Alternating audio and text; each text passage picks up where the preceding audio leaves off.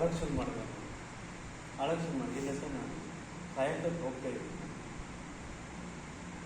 ಈಗೆಲ್ಲ ಸ್ವಲ್ಪ ಸಿಚುವೇಶನ್ ಹೇಳಿ ಮತ್ತು ಹೆಂಗೆ ಸಿಚುವೇಶನ್ ಹೇಳಿದ ತಕ್ಷಣ ನಾನು 4 ದಿನ ಫೋನ್ ಎತ್ತಿಲ್ಲ, ನಾನು ಮೀಟಿಂಗ್ನಲ್ಲಿದ್ದೆ. ನಿಮಗೋಸ್ಕರ ನನಗೆ ಬಂದಿದ್ದೆ ನಿಮ್ಮ ಮನೆ ಹತ್ರ, ನಿಮ್ಮ ಮನೆ ಅಡ್ರೆಸ್ ಸಿಕ್ಕಿಲ್ಲ, ನೀನು ಸಾಯಕ್ಕೆ ಹೋಗ್ತೀನಿ ಅಂತ ನಾನು ಏನು ಮಾಡಿಲ್ಲ. ನೀ ಏನು ಮಾಡಿದ್ದೆ? ಫಸ್ಟು ಕೊಲೆ ಮಾಡಿದ್ಯಾ? ಎಷ್ಟು ಜನ ಮಾಡ್ರು ಮಾಡಿದ್ದೀನಿ ಪರವಾಗಿಲ್ಲ, ಏನನ್ನು ಅತ್ಯಾಚಾರ ಮಾಡಿದ್ಯಾ? ಏನಾದರೂ ಮಾಡಿದ್ಯಾ ಹೇಳು, ಏನಾದರೂ ಮಾಡು. ನಿನ್ಗೊಬ್ಬರು ಪೊಲೀಸರು ಬಂದು ನಿನ್ನ ಕೈ ನಿನ್ನ ಬಾಡಿ ಮುಟ್ಲಾರ್ದಂಗೆ ನಾನು ನೋಡ್ಕೊತೀನಿ ಫಸ್ಟ್ ಏನಿದೆಯೋ. ಇಲ್ಲ ಸರ್ ಅದಾಗಲ್ಲ, ನಾನು ಅದು ಮಾಡಿಲ್ಲ, ಇದು ಮಾಡಿ ನನ್ನ ಜೀವನ ಬದುಕಕ್ಕೆ ಇಷ್ಟ ಇಲ್ಲ ನನಗೆ, ಅದಕ್ಕೆ ನಾನು ಹೋಗ್ತಾ ಇದ್ದೆ. ನಾ ಯಾವಾಗೂ ಕೊಲೆ ಆಗಿಲ್ಲ, ಅದಾಗಿ ಮಾಡಬೇಡ ನಾನು.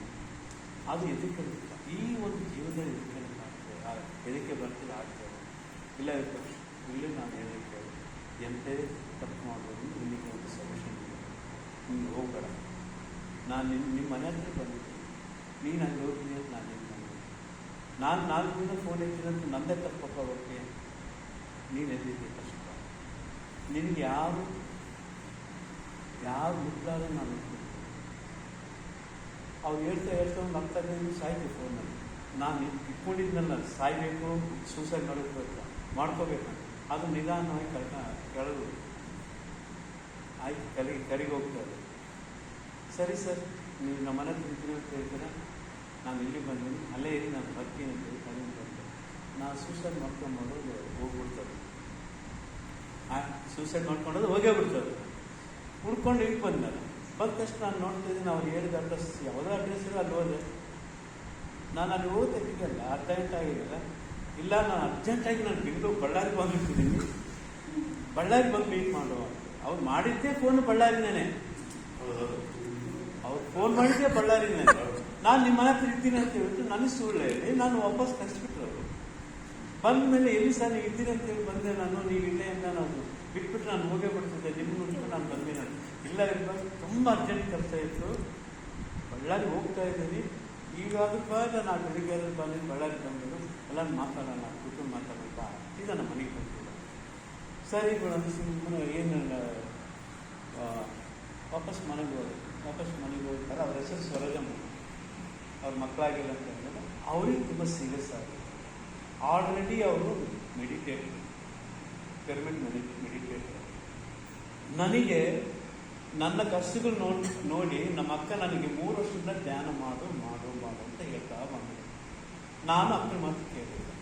ಅವ್ರು ಕ್ಯಾಪ್ ಕೊಡೋದು, ಪಿರಮಿಡ್ ಇಟ್ಕೋ, ಕಣ್ಣುಚ್ಕೋ, ಕೂತ್ಕೋ ಸುಮ್ಮನೆ, ನೀನೆಲ್ಲ ಪ್ರಾಬ್ಲಮ್ ಆಗುತ್ತೆ, ಎಲ್ಲ ನೀನು ಏನೋ ನಿನ್ನ ತೊಂದರೆ ಏನಿದೆ ಅದೆಲ್ಲ ಸಾಲ್ವ್ ಆಗುತ್ತೆ, ನೀನು ಸುಮ್ಮನೆ ಕೂತ್ಕೊ. ಅಲ್ಲಕ್ಕ ಈಗ ಇಟ್ಕೊಂಡು ನಿನಗೆ ಬಂದು ಇವ್ರ ಹತ್ರ ಮಾತಾಡೋಕ್ಕಾಗ್ತಿಲ್ಲ, ಸರಿ ಮಾಡೋಕ್ಕಾಗ್ತಿಲ್ಲ. ನನ್ನ ಹೆಂಡತಿ ಹತ್ರ ಆಗಲಿ, ಅವ್ರ ತಂದೆ ತಾಯಿ ಹತ್ರ ಮಾತಾಡಿ ನೀನು ಸರಿ ಮಾಡೋಕ್ಕಾಗ್ತಿಲ್ಲ ನನ್ನ ಸಂಸಾರ. ಈ ಕ್ಯಾಪ್ ಇಟ್ಕೊಂಡ್ರೆ, ಈ ಒಂದು ಕಣ್ಣುಚ್ಕೊಂಡ್ರೆ ನೀನು ಸರಿ ಮಾಡಲಂತ ಒಂದು ಸಮಸ್ಯೆಗಳು ಇದಕ್ಕೆ ಸರಿ ಮಾಡುತ್ತಾ ನಾನು ಕೇಳಿ, ಇದು ಸರಿ ಮಾಡುತ್ತಾ? ಆಗಲ್ಲ ಅಂತೇಳಿ 5 ವರ್ಷ ಇದೇ ಮಾತಾಡ್ಕೊಂಡು ಬಂದು 5 ನಿಮಿಷ ನಾನು ಮಾತಾಡಿಲ್ಲ, ಧ್ಯಾನ ಮಾಡಿಲ್ಲ. 3 ವರ್ಷ ಹೇಳ್ಕೊಂಬಂದು ಆ ಕ್ಯಾಪ್ ಕೊಡೋದು, ಕುಣಿಸೋದು, ಅದು ನನಗೆ ಅದ್ರ ಬಗ್ಗೆ ಗೊತ್ತಿಲ್ಲ ಅಲ್ಲ. ಈಗ ಆದರೂ ನಮ್ಮ ಅಕ್ಕ ನನಗೆ ಹೇಳ್ತಿದ್ರೆ ಅದು ಕೇಳುವಂಥ ಒಂದು ತಾಳ್ಮೆ ನನ್ನದಿಲ್ಲ. ಸೀರಿಯಸ್ ಆಗುತ್ತೆ. ಬೆಂಗಳೂರು MS ರಾಮಯ್ಯ ಹಾಸ್ಪಿಟ್ಲಲ್ಲಿ ಅವ್ರನ್ನ ಅಡ್ಮಿಟ್ ಮಾಡಿದಾಗ ಅವ್ರು ಅಲ್ಲೇ ಬಾಡಿ ಚೆಕ್ ಮಾಡ್ತಾರೆ.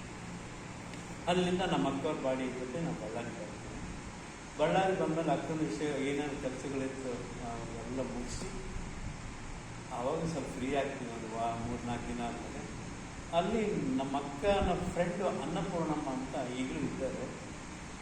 ಅನ್ನಪೂರ್ಣಮ್ಮನಿಗೆ ನಮ್ಮ ಅಕ್ಕ ನನ್ನ ಬಗ್ಗೆ ಹೇಳಿರ್ತಾರೆ.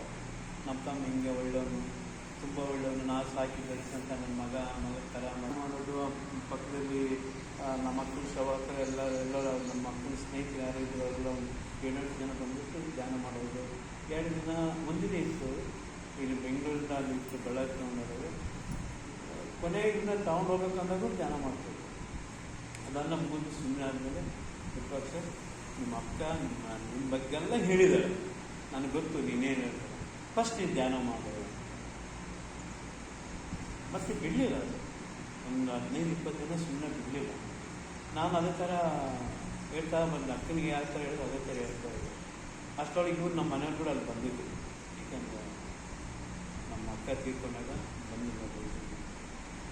ಕೊನೆಗೆ ಏನು ಮಾಡಿದ್ರು, ಅನ್ನಪೂರ್ಣಮ್ಮವ್ರು ಒಂದು ಪ್ಲ್ಯಾನ್ ಮಾಡಿದ್ರು, ವಿರೂಪಾಕ್ಷ ನಾಳೆ ನೀನು ಬೆಳಿಗ್ಗೆ ನಮ್ಮ ಮನೆಗೆ ಬಾ, ಮನೆಯಲ್ಲಿ ಒಗ್ಗರಣೆ ಮಿರ್ಚಿ ಮಾಡಿರ್ತೀವಿ, ಓಕೆ, ಟಿಫಾನ್ ಮಾಡಿಕೊಂಡು ಮಾತಾಡ್ಕೊಂಬೋಣ, ನೀವು ಧ್ಯಾನ ಮಾಡಿದ್ರೆ ಪರವಾಗಿಲ್ಲ, ನೀನು ನಮ್ಮ ಮನೆಗೆ ಟಿಫಾನ್ ಬಾ ಅಂತ ಕರೆಯೋದು. ಓಕೆ, ಹೋದೆ ಇದೇ ಥರ ಚೇರು ಮೇಲೆ ಕೆಳಗಡೆ 2x2 ಮೇಲೆ ನೆಟ್ಟಾಕಿದ್ದಾರೆ, ಕೆಳಗೆ ಕೂತ್ಕೊಂಡು ಅಲ್ಲಿ ಮನೆಯಲ್ಲೇ ಟಿ ವಿ ಹಾಕಿದ್ದಾರೆ. ಆ ಟಿ ವಿನಲ್ಲಿ 25,000 ಸ್ಪೀಚ್ ಇದೆ. ಇಲ್ಲಿಂದ ಸ್ಟಾರ್ಟ್ ಆಗುತ್ತೆ ನನ್ನ ಆಧ್ಯಾತ್ಮಿಕ ಜೀವನ. ಟಿ ವಿನಲ್ಲಿ 25,000 ಸ್ಪೀಚ್ ಇದೆ. ಅದು ಸಿ ಡಿ ಹಾಕಿ ನೋಡೋಂಥದ್ದು. ಅವಾಗ ಯೂಟ್ಯೂಬ್ ಏನಿರಲಿಲ್ಲ. ಆ ಸಿ ಡಿ ಹಾಕಿದ್ರೆ ಅದು ಆಲ್ರೆಡಿ ಎಷ್ಟೊತ್ತಾಗಿತ್ತು ಪ್ಲೇ ಆಗಿ ನಾವು ಅಂದಮೇಲೆ ಒಂದು 5 ನಿಮಿಷಕ್ಕೆ ಅದು ಮುಗಿದೋಗ್ಬೋದು. ಅವತ್ತು ನಾನು 25,000 ಮಾತಾಡೋದು ಟಿ ವಿನಲ್ಲಿ.